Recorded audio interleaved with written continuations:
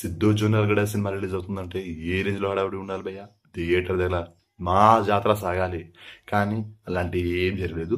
Back to back 2 blockbuster, Tillu and Tillu square. So ఇలా back to back 2 blockbuster తర్వాత హీరోకి ఒక range ఉండాలి. ఆ హీరో సినిమా వస్తుందంటే థియేటర్ దగ్గర పబ్లిక్ క్యూ లైన్ కొట్టాలి. నిజం చెప్పాలంటే అసలు సినిమా రిలీజ్ అవుతుందన్న సంగతి కూడా చాలా మందికి తెలియదు. మూవీ టీం వాళ్ళు ప్రమోషన్ చేసిరు కానీ ఇక్కడ కూడా వర్కౌట్ అవ్వలేదు. సిద్ధు జూనియర్ కూడా లేటెస్ట్ మూవీ జాక్ కొంచెం క్రాక్, అంటే జాకి కొంచెం క్రాక్ అని ట్యాగ్ అయితే ఇలా ఇచ్చిర్రు.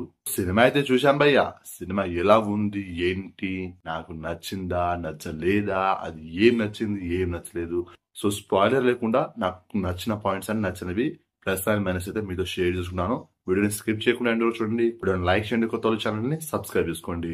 సో సినిమాలో నాకు మెయిన్ ప్లస్ అనిపించింది హీరో క్యారెక్టర్ భయ్య. జాక్ అనే క్యారెక్టర్ హీరో బాగా యాక్ట్ చేశారు భయ్య. ఈ సినిమాలో నాకు హైలైట్ అనిపించింది జాక్ పర్ఫార్మెన్స్. ఆ క్యారెక్టర్ మాత్రమే బాగుంది భయ్య. జాక్ క్యారెక్టర్ ని చూస్తున్నంతసేపు అరే ఇది డీజే టిల్లుకి సీకెలా మళ్ళా టిల్లు 3 అని అనిపిస్తుంది. అంటే టైటిల్ చూసుకోకుండా సినిమా చూసే వాళ్ళకి మాత్రం ఇలా అనిపిస్తుంది, అరే ఇది టిల్లు 3 మూవీ అని. DJ Tillu type of hero comedy timing కానీ ఆ వేలో ఉంటది అన్నమాట. కాన్సెప్ట్ కూడా బాగానే ఉంటది కానీ ఇంకొంచెం బెటర్ గా తీసి ఉండాల్సింది. అండ్ బీజిఎం కూడా బాగుంది భయ్య. బిగ్గెస్ట్ మైనస్ పాయింట్ సినిమాలో సాంగ్స్ భయ్య.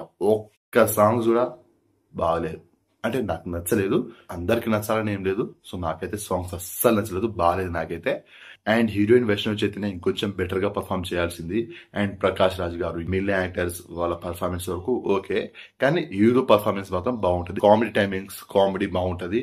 అండ్ యాక్షన్ సీన్స్ కొంచెం బాగుండాలి భయ్య, మరీ హైలైట్ ఏం లేవు. అండ్ మెయిన్ గా నేపాల్ లో జరిగే సీన్స్ ఉంటుంది ఆయన బుర్ర పాడు, బాగాలేదు భయ్య నాకైతే. సినిమాలో కామెడీ కూడా ఉంది కాబట్టి చూడొచ్చు భయ్య, 1 టైం వాచబుల్.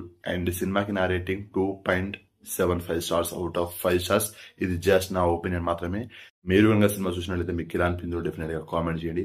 నా రివ్యూ కనుక నచ్చినట్లయితే వీడియోని లైక్ చేయండి, షేర్ చేయండి, ఛానల్ ని సబ్స్క్రైబ్ చేసుకోండి.